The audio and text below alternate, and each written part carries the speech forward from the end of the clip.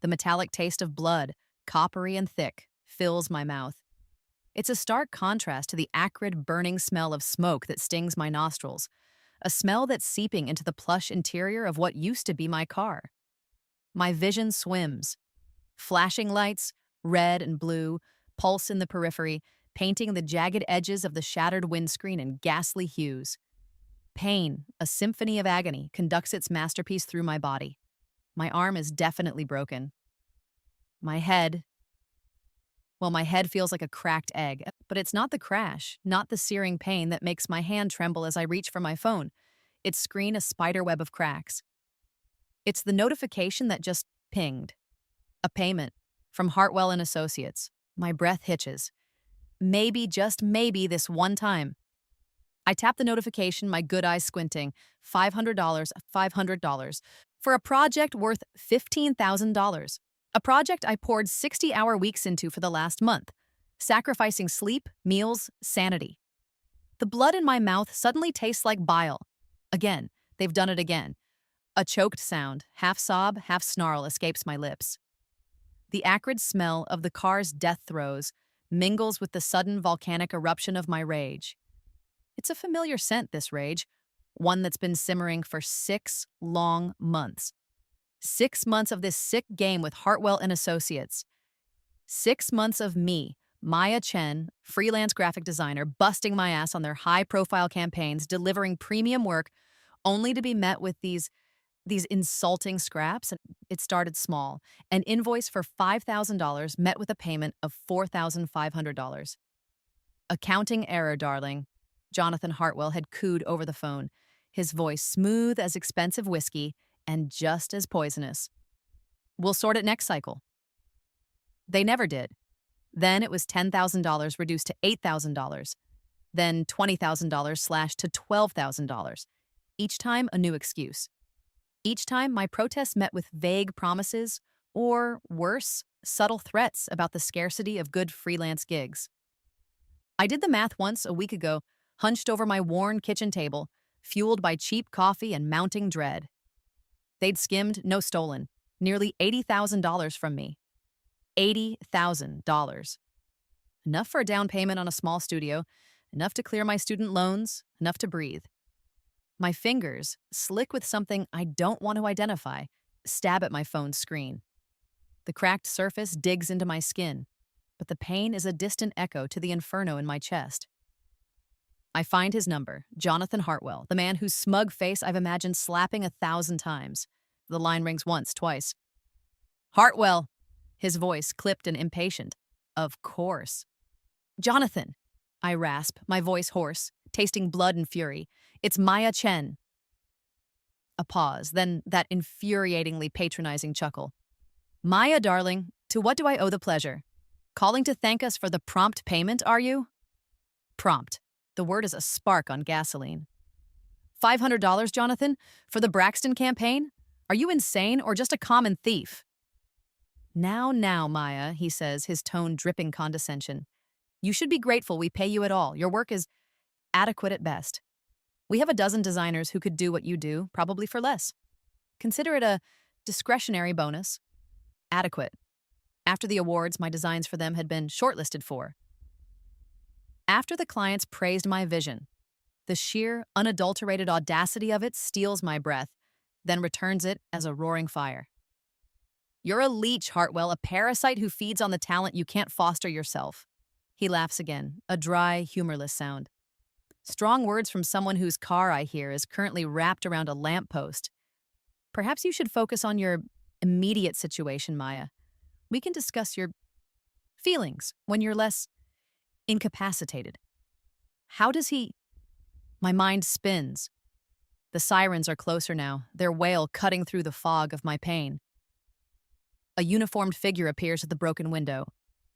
Ma'am, can you hear me? We're going to get you out. Through gritted teeth, the words tear from my throat, a vow sealed in blood and smoke. I'll make you pay for this, Hartwell. For every stolen dollar, for every lie. All of it. His only response is the click of the line disconnecting. My vision blurs, the flashing light swirling into a dizzying vortex. The paramedic's voice is distant, muffled. The last thing I see is the cracked screen of my phone, that insulting $500 figure burning into my retinas. The last thing I feel is the unquenchable fire of a promise. I'll make you pay. My vision fades to black. Darkness. Then, a dull, throbbing ache behind my eyes. Not the blinding agony from the crash, but a familiar low-grade headache that used to be my constant companion. I groan, a thick, sleepy sound, and try to shift. My limbs are heavy, unresponsive for a moment. Then they obey. No searing pain, no twisted metal, no smell of smoke.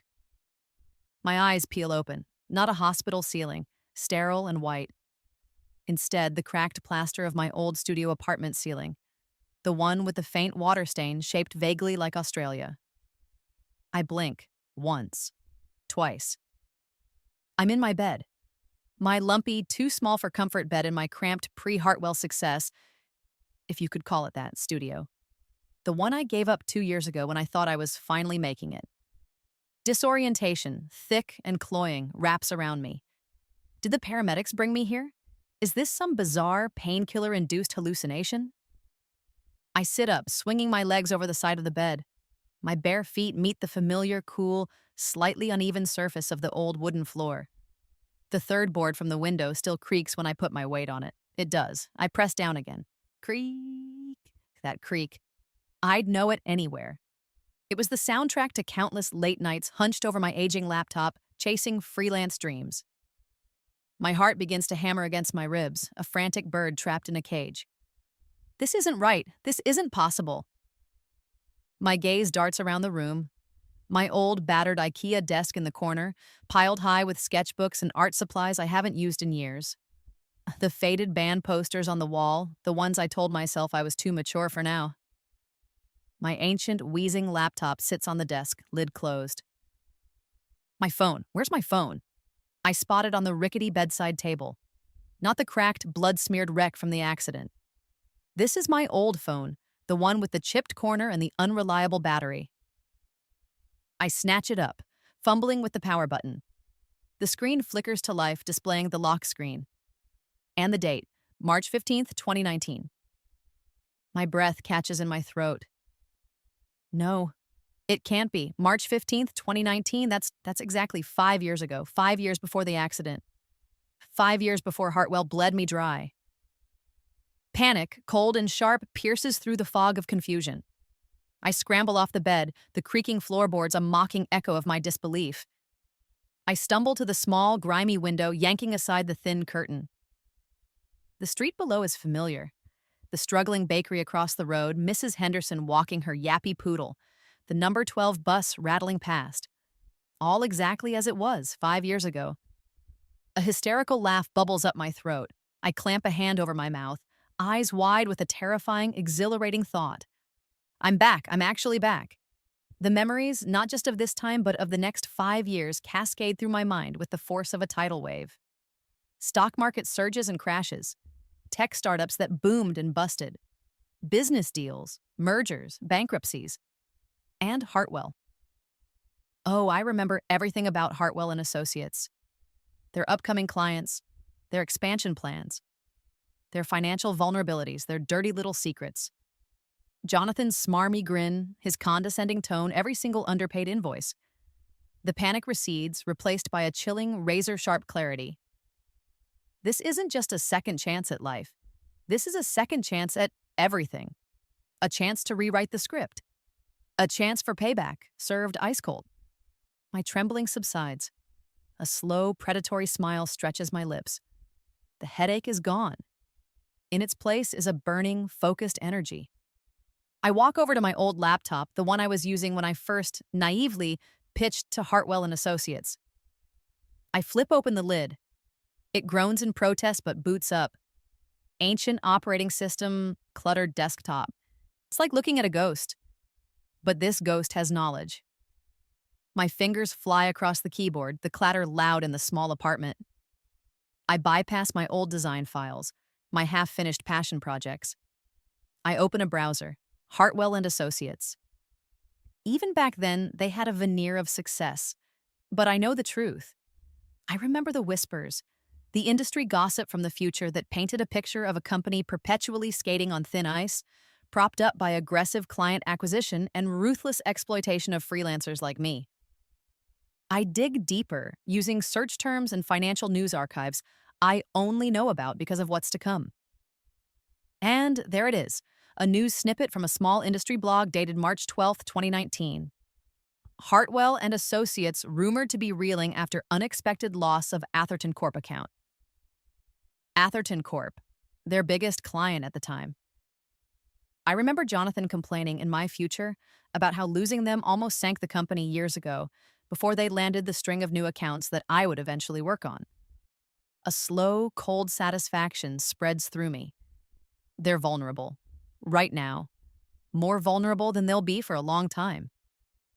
My mind races, piecing together fragments of future knowledge. They're desperate. They're scrambling. And I know they're about to land a new flagship client. A tech company, Omnicore. That Omnicore deal, I remember Jonathan boasting, was what saved their asses in 2019. It was the foundation of their next 5 years of growth, the growth that allowed them to exploit so many freelancers. My phone rings, making me jump. I glance at the caller ID. Sarah, my best friend. Or the woman who was my best friend before what I now know is coming. I hesitate, then answer, schooling my voice to sound like the Maya of 2019. A little stressed, a little hopeful, perpetually overworked. Hey, Sarah, I say. Maya, you sound weird. Are you okay? I force a laugh. Just tired, you know how it is, chasing deadlines. Tell me about it. Hey, did you hear back from Hartwell about that pitch you sent last week? My mind flashes to the future. The underpaid invoices, the accident, Jonathan's sneering voice. Then back to the present. This new, unbelievable present. Not yet, I say, my voice suddenly steady, imbued with a steel I didn't possess 5 years ago. But I have a feeling things are about to change. Oh, good change, I hope. Definitely, I say, a smile playing on my lips. For me, anyway. Sarah laughs, oblivious. Well, you deserve it. You work harder than anyone I know. Hey, I gotta run. Client call. Catch you later. Later, Sarah. I hang up. Sarah, even that conversation feels different, tainted by future knowledge. But there's no time for that now.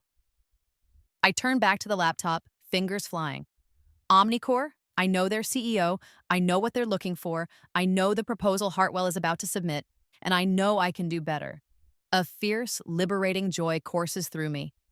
Hartwell and Associates are about to sign a contract that will save their company, the contract that will fuel their future exploitation.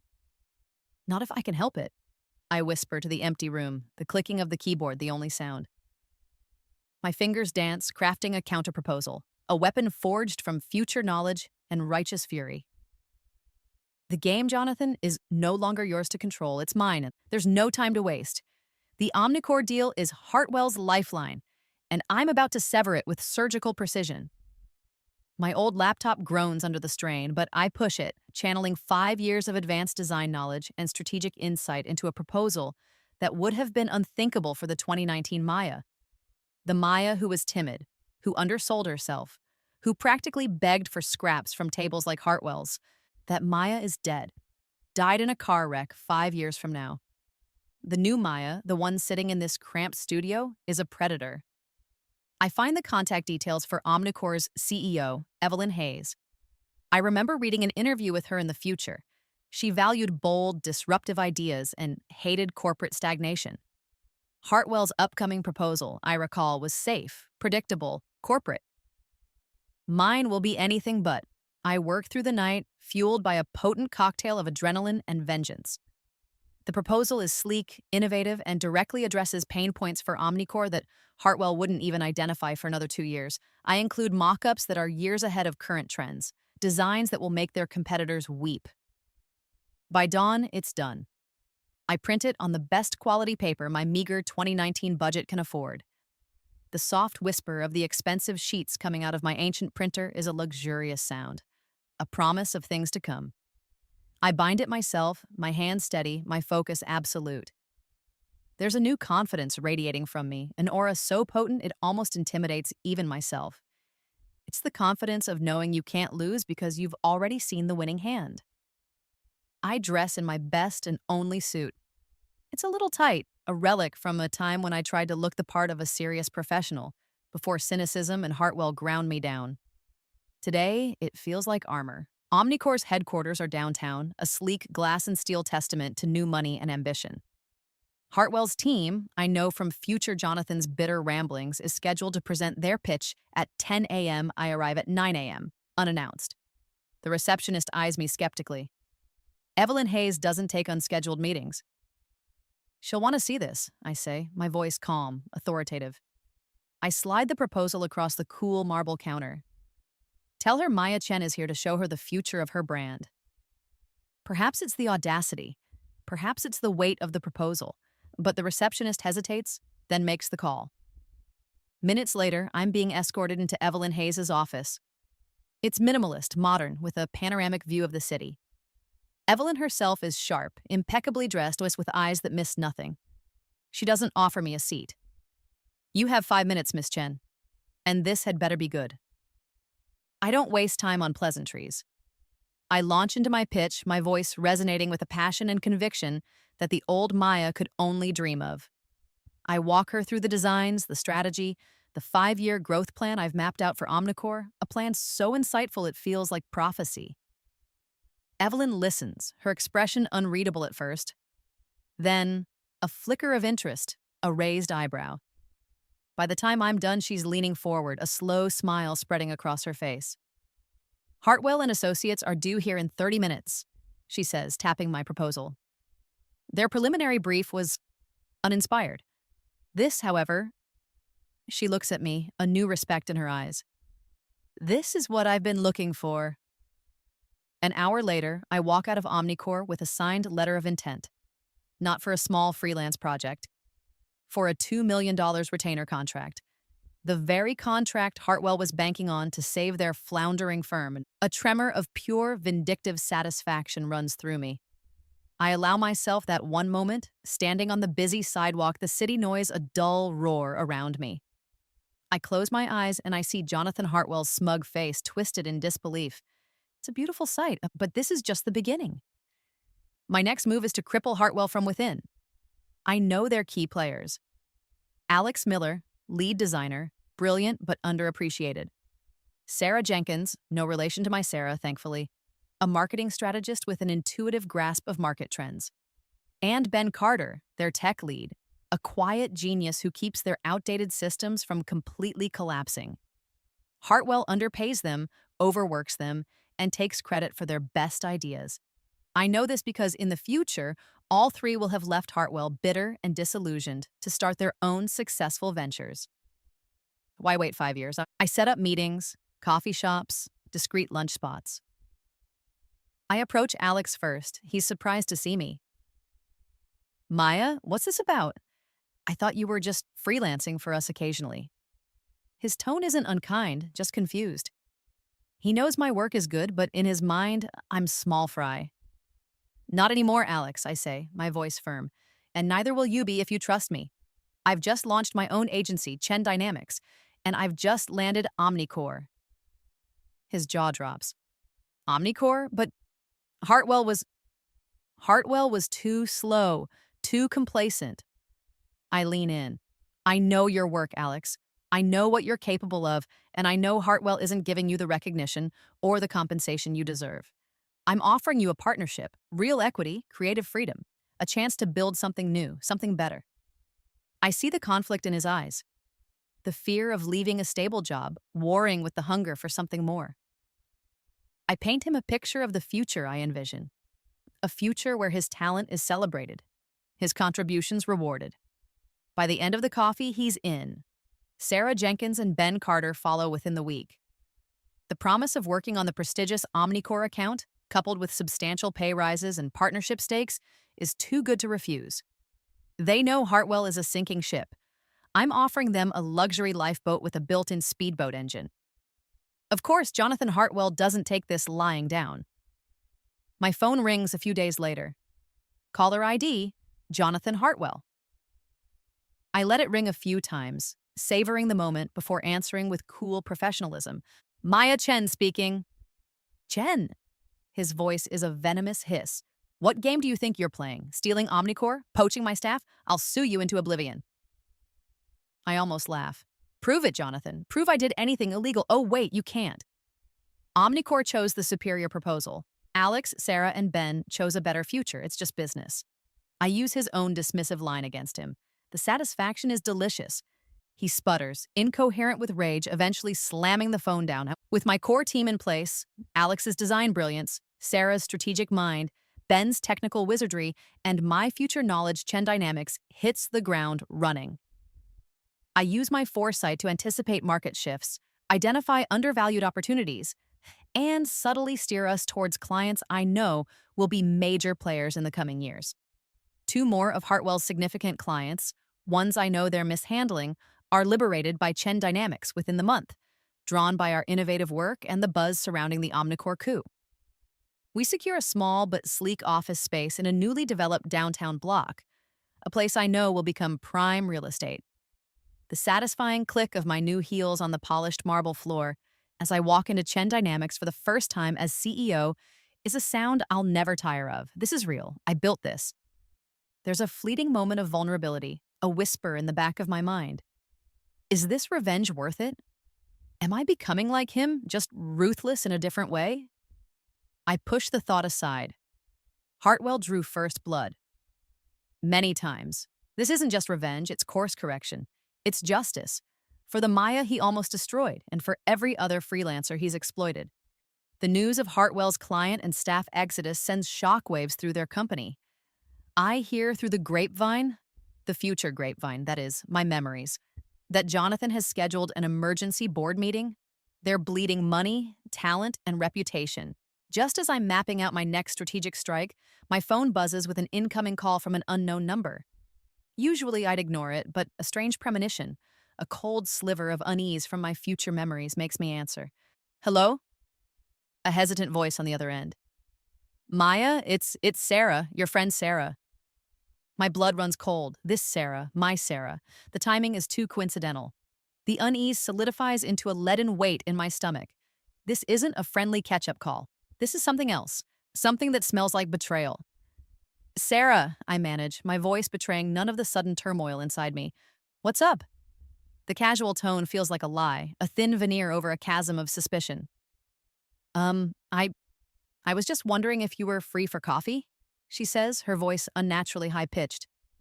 There's something I need to talk to you about, in person. The cold dread intensifies. In my old life, the life that ended in fire and twisted metal, Sarah and I were inseparable. We shared dreams, fears, cheap wine, and cheaper takeout. The thought of her betraying me, it's a knife to the gut. But this new life, this second chance, has taught me that the impossible can happen. I'm living proof of it.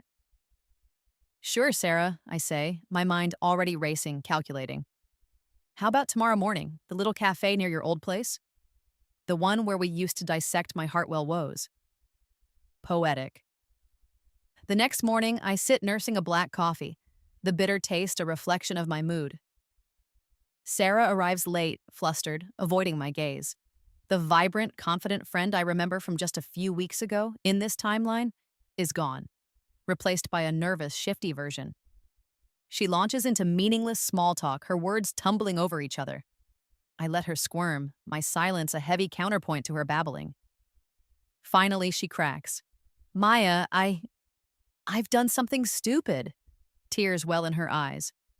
Jonathan Hartwell, he approached me. He knew we were friends. He offered me a job.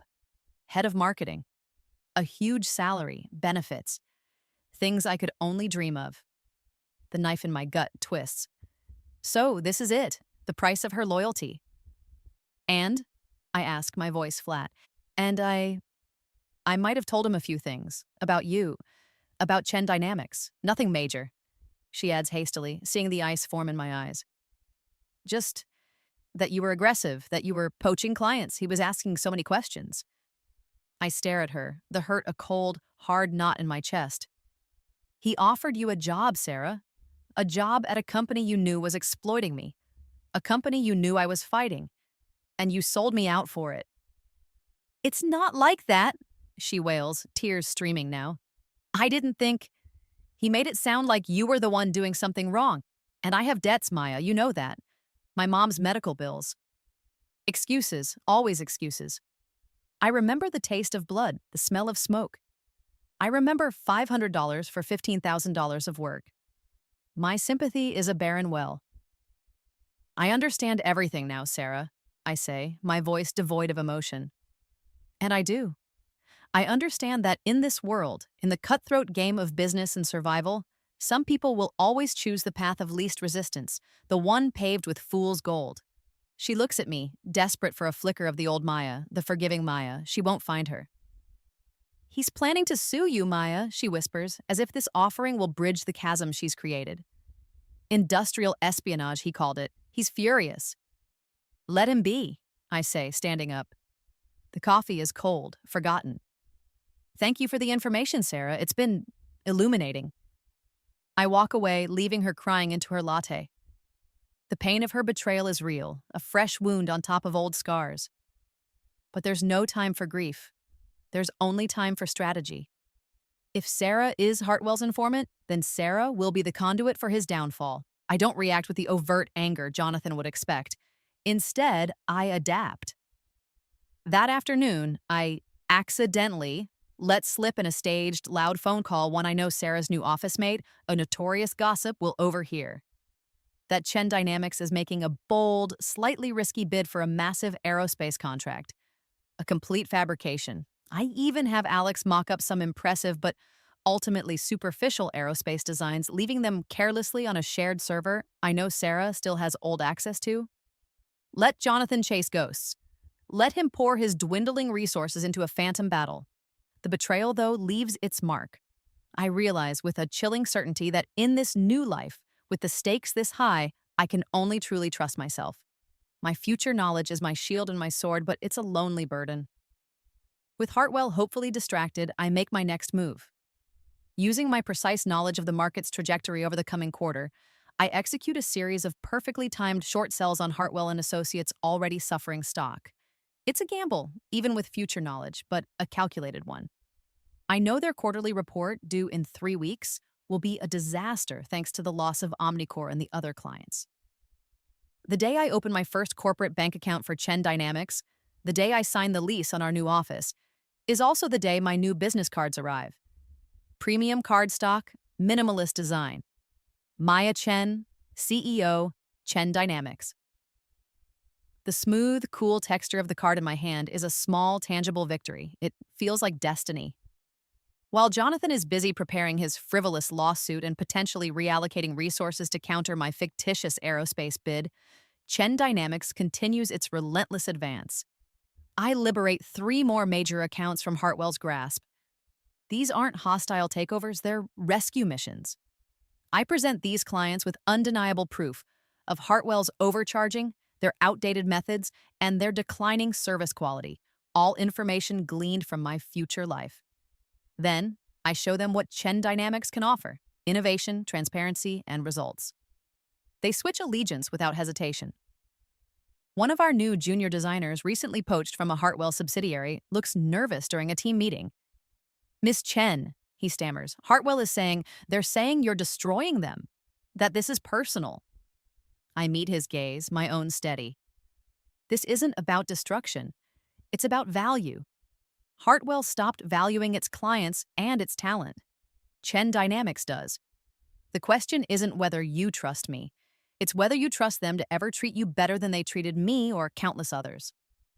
My voice is calm, but there's an undercurrent of steel that silences any further dissent. There's an undeniable thrill to it all, a heady intoxication of power that hums in my veins. It's not just the success, the money, the growing reputation. It's the feeling of control, of rewriting my own destiny, of exacting a precise and devastating revenge on the man who had so callously dismissed me. I tremble sometimes, not with fear or anger anymore, but with the sheer exhilarating force of my own momentum.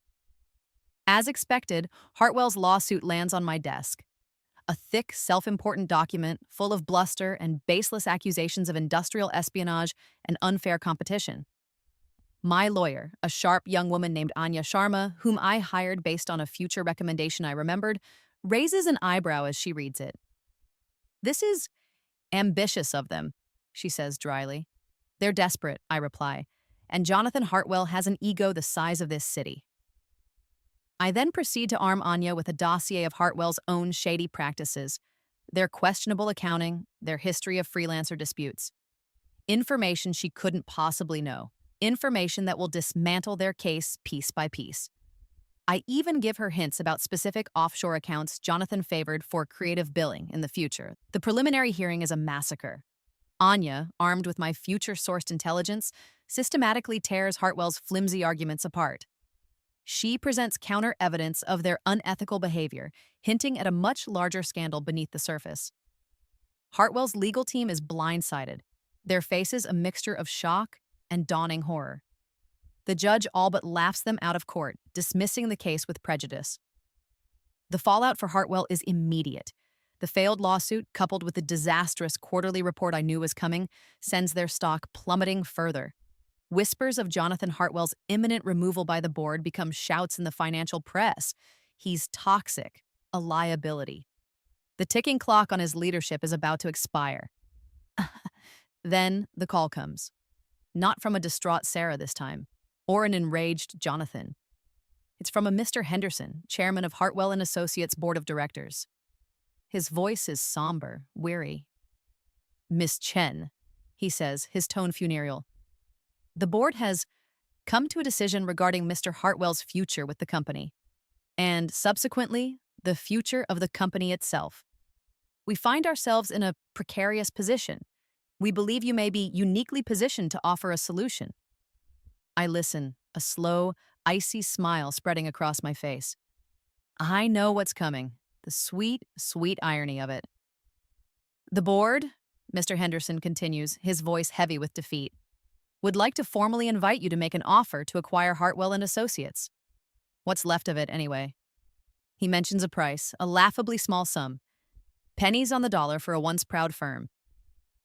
My smile widens. "Oh, Jonathan, you have no idea how uniquely positioned I truly am." The Hartwell and Associates building. Just a few months ago in this timeline, I would have scurried through its imposing lobby, clutching my portfolio, my stomach churning with a mixture of hope and trepidation, preparing to pitch my heart out for a sliver of their attention. Now, I stride through that same lobby, my heels clicking with confident rhythm on the polished granite. Not as a supplicant freelancer, but as a prospective buyer. Their buyer. The air still holds that faint, expensive scent of Jonathan Hartwell's signature cologne. Something citrusy and arrogant. It used to make me feel small, out of my depth. Now, it just amuses me. A ghost of a dying regime.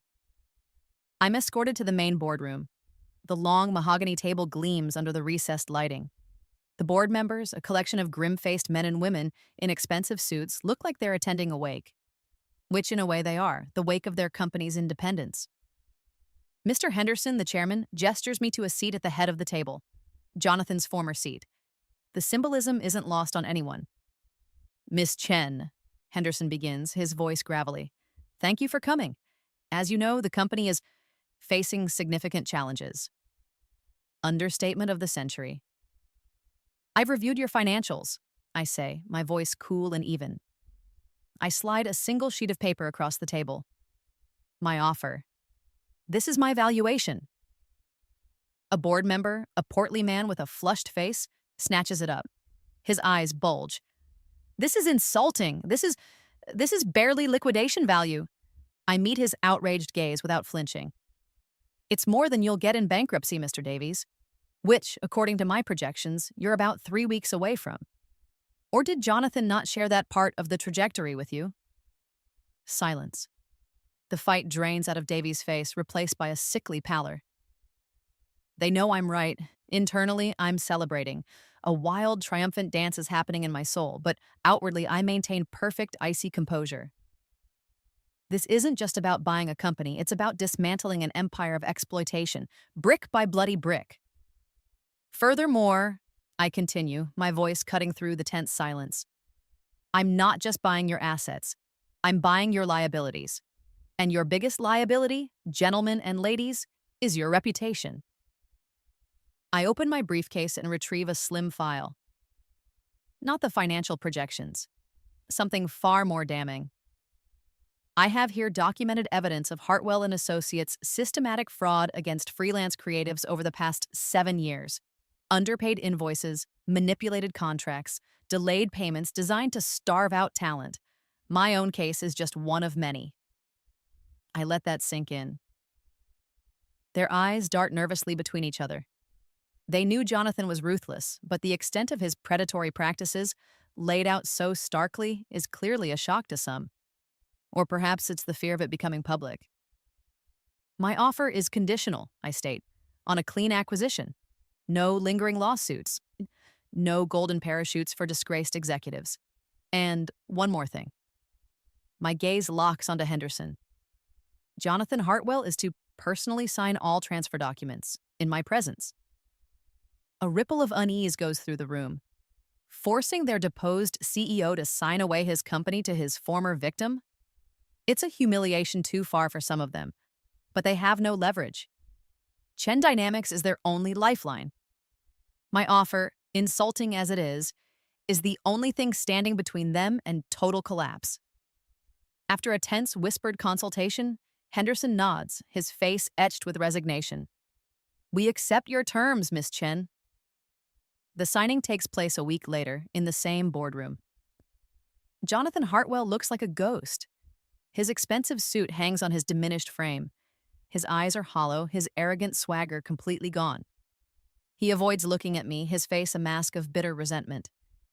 He sits opposite me, the stack of documents between us. The silence is thick, suffocating.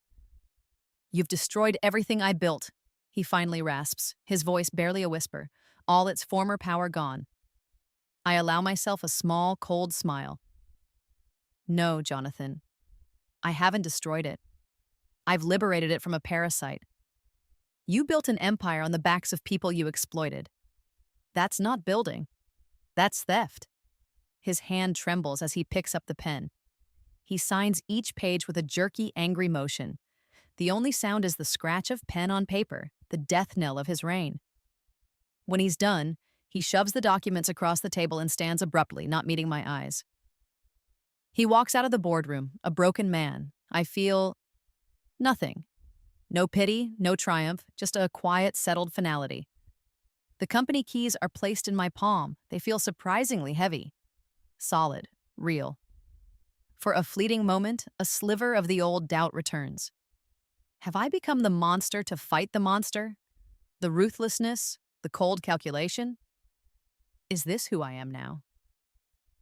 Then I remember the countless emails from other freelancers I'd connected with in my previous life, all sharing similar stories of Hartwell's exploitation. I remember the anxiety, the sleepless nights, the gnawing fear of not being able to pay my bills despite working myself to the bone. My resolve hardens. This isn't about becoming a monster. This is about ensuring the monsters don't win. I walk into Jonathan's former office. It's ostentatious, impersonal, reeking of his cologne. I open a window, letting the city air rush in, cleansing the space. Then, I sit in his oversized leather chair. It's surprisingly comfortable, a perfect fit, actually. My phone buzzes. Sarah, my former friend. I almost ignore it, but a strange curiosity makes me answer. Maya? Her voice is hesitant, small. I heard about the acquisition. Congratulations, I guess. Thank you, Sarah. So, what happens now to people like me? The ones who stayed with Hartwell? There's a tremor of fear in her voice. That's an interesting question, Sarah, I say, my voice deliberately neutral. We used to be friends, didn't we? We used to be a lot of things. The unspoken accusation hangs heavy in the air. Decisions have consequences. I end the call, leaving her to stew in her uncertainty. The next day, I call an all-hands meeting for the remaining Hartwell and Associates staff, now employees of Chen Dynamics. The atmosphere is thick with anxiety and resentment. I stand before them, not as the timid freelancer they might vaguely remember, but as their new CEO. Good morning, I say, my voice ringing with authority. As you know, Chen Dynamics has acquired Hartwell and Associates. There will be changes, significant changes. I pause, letting my gaze sweep across their anxious faces. Effective immediately, the company is undergoing a complete restructuring. All former executive and senior management positions are hereby dissolved. Those individuals, if they wish to remain with Chen Dynamics, will be reassigned to entry-level positions, their performance reviewed weekly. Their salaries will reflect their new roles. A gasp ripples through the room, demoted, humiliated just as I was. Furthermore, I continue, my voice like ice, all current freelance contracts will be immediately reviewed. Any evidence of underpayment or unfair terms will be rectified, with back pay issued from company profits, former company profits, that is. The implementation begins immediately. The old guard, the ones who enabled Jonathan's predatory practices, either resign in outrage or are quietly let go after their first disastrous entry-level review. The ones who remain, the ones with actual talent who are just trying to survive under Hartwell's regime, watch me with a mixture of fear and dawning hope. That evening, as I'm going through Jonathan's meticulously organized digital files, now my meticulously organized digital files, I stumble upon a hidden folder. Its name is innocuous. Contingencies. Curiosity piqued, I open it. My blood runs cold. It's not just about underpaying invoices. It's far, far worse than I ever imagined. The screen glows, illuminating my horrified face. This changes everything. The files in the contingencies folder are a meticulously curated archive of cruelty. It's not just financial exploitation. It's a systematic campaign to destroy. Hartwell, under Jonathan's direction, didn't just underpay freelancers. He actively sabotaged their careers if they dared to speak out or take legal action. Blacklisting, spreading false rumors, burying their portfolios under negative, anonymous reviews. He had a whole playbook, but it's the subfolder labeled Terminations Extreme Prejudice that makes me physically sick. It contains correspondence, internal memos, and what appear to be private investigator reports on 3 specific freelance designers who had publicly accused Hartwell of non-payment and fraud a few years prior. In my old timeline, this was just before I started freelancing for them. Their careers had nosedived. Their mental health, according to the chillingly detached PI notes, had deteriorated rapidly. And then, the final entries. Scanned newspaper clippings, obituaries. All 3 had committed suicide within 6 months of each other, citing financial ruin and depression. In Jonathan's meticulously kept physical desk, which I'd had cleared out, my new assistant found hard copies of their original desperate letters to Hartwell begging for what they were owed. Stapled to each was a printed copy of a short, dismissive email from Jonathan refusing payment.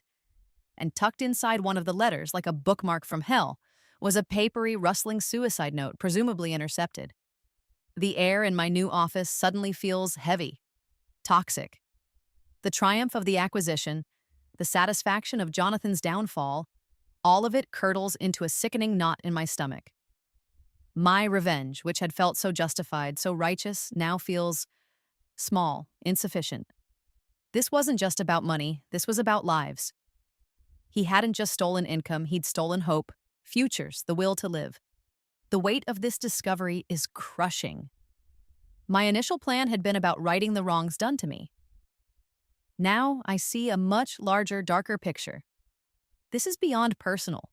This is about systemic abuse, about a predator who used his power to systematically break people. My grief is sharp, but it quickly morphs American into a cold, hard rage, a different kind of rage than before. This isn't the hot fury of personal betrayal, it's the glacial anger of witnessing profound injustice. My path forward crystallizes. Revenge was the appetizer. Justice will be the main course. The very next day, I instruct Anya Sharma, my lawyer, to establish a substantial victim compensation fund. It will be seeded with all the profits from the Hartwell acquisition and a significant portion of Chen Dynamics' ongoing earnings. Its purpose, to provide financial restitution and support to every freelancer verifiably cheated or harmed by Hartwell and Associates. And a special untaxed endowment for the families of the 3 designers whose lives were so tragically cut short.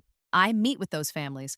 A grieving widow, her eyes still raw with pain, clutches a faded photograph of her husband. He'd loved his work.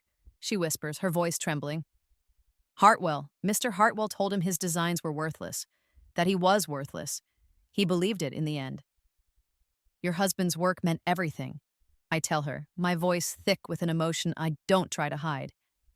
He was talented and he was wronged. And now, Hartwell and Associates, the new Hartwell under my leadership, will pay for what they cost you, for what they cost him. The tears in her eyes are no longer just of sorrow, but of a dawning, fragile hope. It's a look I see repeated in the faces of other families, other exploited freelancers Anya and I reach out to. My focus shifts.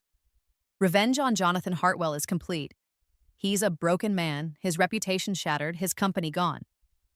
Now the task is to rebuild, to transform the toxic entity he created into something good. I personally oversee the restructuring of all payment systems within Chen Dynamics, incorporating ironclad guarantees for freelancers, transparent contracts, prompt payments at agreed-upon rates, and a zero-tolerance policy for exploitative practices. We implement a robust support system for our creative partners, recognizing their value not as disposable resources, but as the lifeblood of our industry. Jonathan Hartwell requests one final meeting before his official, unceremonious departure. He looks even worse than at the signing, defeated, hollow. You think you're a saint, don't you? He sneers, a pathetic echo of his former arrogance. Coming in here, playing the hero. I don't think I'm a saint, Jonathan, I reply, my voice quiet but firm. I think I'm someone who understands the consequences of men like you. You didn't just steal money. You stole hope. You destroyed lives. And what does that make you? He challenges, a flicker of his old defiance in his dead eyes. Someone who gives it back, I say simply. There's nothing more to say. He leaves, a relic of a past I'm determined to eradicate. The soft sound of rain against my office window is a soothing counterpoint to the fierce determination burning within me as I sign the new company policies, the new freelancer contracts, the directives for the compensation fund. My hand no longer trembles with anger or the intoxication of power. It trembles with purpose. This is bigger than me. This is about changing the landscape. The remaining Hartwell employees, the ones who weren't part of Jonathan's inner circle of enablers, slowly begin to adapt. Some leave, unable to reconcile with the new ethos or their own complicity in the old one. But many stay, especially the younger creatives, the ones who felt the sting of Hartwell's indifference most sharply. They see the changes, the fairness, the respect, and they begin to thrive. Alex Miller, my first ally, my head of design, watches me one afternoon as I review a new pro bono project we've taken on for a struggling arts charity. You've changed everything here, Maya, he says, a note of awe in his voice.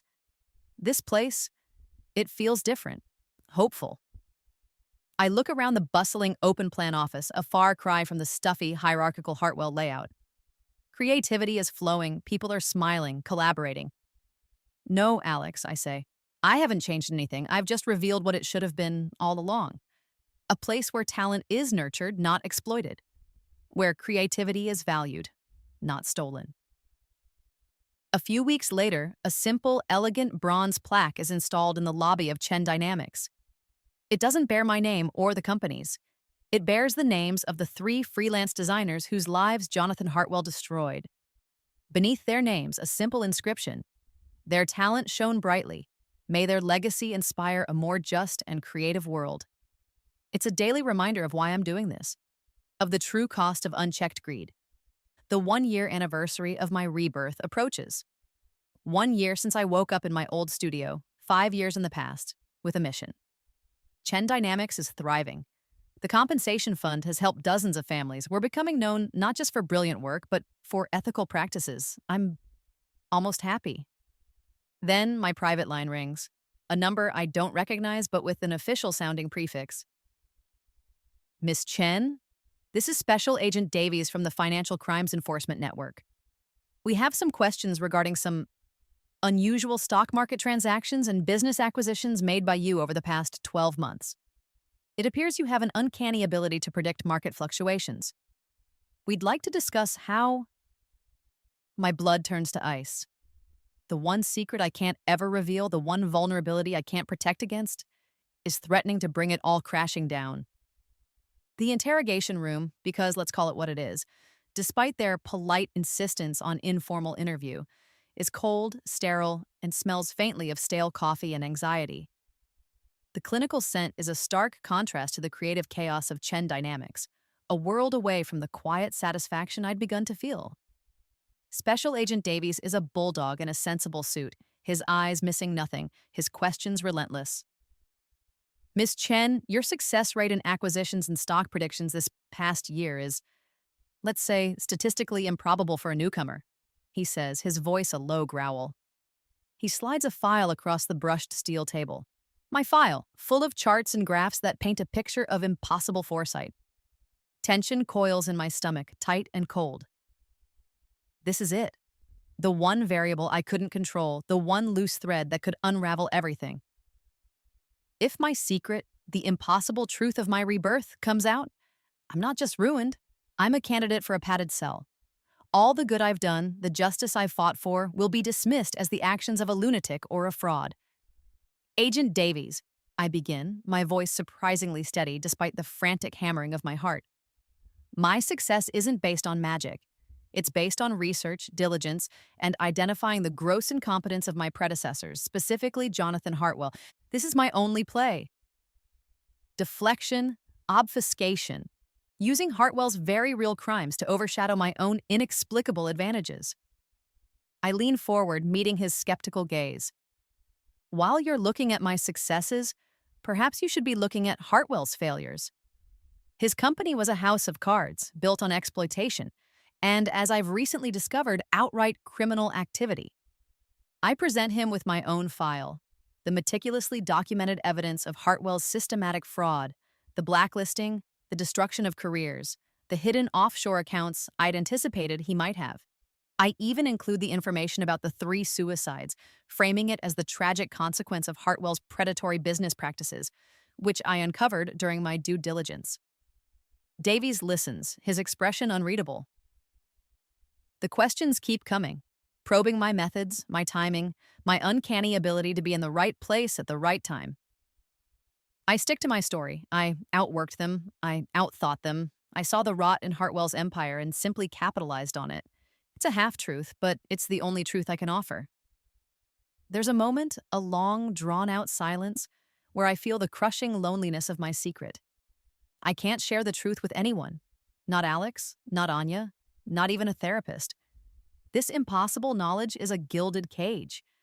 I have the power to change things, but I'm utterly alone in how I came by that power. Finally, Davies leans back. Mr. Hartwell is already the subject of several ongoing investigations, Miss Chen, based on information your legal team provided. Tax evasion? Wire fraud? Your file here certainly adds new dimensions. He taps my dossier on Hartwell. Your insights into his operations are remarkable. There's still a hint of suspicion in his voice, but the focus has shifted. Jonathan Hartwell, the demonstrable criminal, is a much more tangible target than Maya Chen, the impossibly successful businesswoman. The investigation eventually concludes. No charges are filed against me. The official line is that Chen Dynamics' success, while rapid, is a result of aggressive but legal business tactics, and Hartwell's downfall was his own making.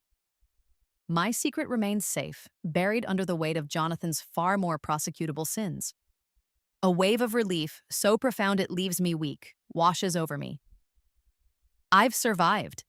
Chen Dynamics has survived. My character, I realize, has completed an arc I never anticipated. The burning desire for revenge that fueled my initial actions has cooled, replaced by a steady, enduring commitment to justice. Revenge was just the spark. Building something better, something fairer, that's the lasting fire. The warm texture of the thank you letters I receive almost daily from freelancers. Those helped by the compensation fund, those now thriving under fair contracts with Chen Dynamics, these are the true trophies of my victory. Jonathan Hartwell, true to form, attempts one last desperate power play. From the ashes of his career, he cobbles together a frivolous lawsuit alleging defamation and malicious takeover. It's a pathetic, transparent attempt to salvage some shred of his reputation or extort a settlement. My ultimate power move is simple.